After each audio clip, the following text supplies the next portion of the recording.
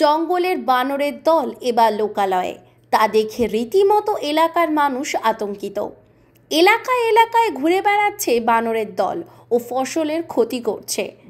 উত্তর ২৪ পরগনা বসিরহাটে মহকুমারী হিঙ্গলগঞ্জ ও সন্দেশখালীর বেশ কিছু এলাকায় হনুমান ঘুরে বেড়াচ্ছে এবং বিভিন্ন রকম সবজি থেকে ফুল, কলা এসবের ক্ষতি করছে।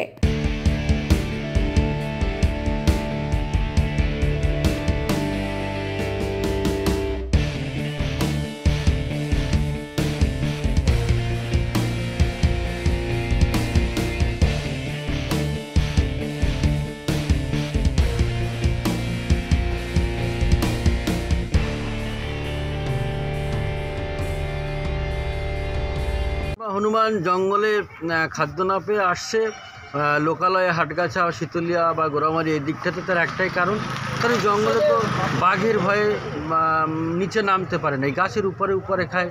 যখনই অভাব দেখা যায় খাদ্যের অন্বেষণের জন্যেই এবং জীবনে বাঁচার জন্যেই তারা লোকালয়ে চলে আসে এবং সেইভাবেই স্বাভাবিকভাবেই চলে এসছে। এরা সমাজের আমাদের একটা স্বাভাবিক ব্যাপার এবং এটা আমাদের কাছেও খুব ভালো। ধন্যবাদ হিঙ্গলগঞ্জ পঞ্চায়েত সমিতির বনভূমির কর্মাধ্যক্ষ সুজিত বাবু। সচরাচর এই হনুমান জঙ্গলেই থাকে।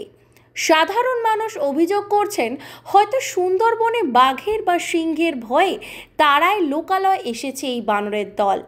এমনই কথা বলেন হিঙ্গলগঞ্জের বনভূমির কর্মদক্ষ সুরজিৎ বর্মন। তবে এই হনুমান দেখতে মানুষের উৎসাহিত ফিল দেখা যাচ্ছে। নিজস্ব সংবাদদাতা, সংবাদ শিরোনাম।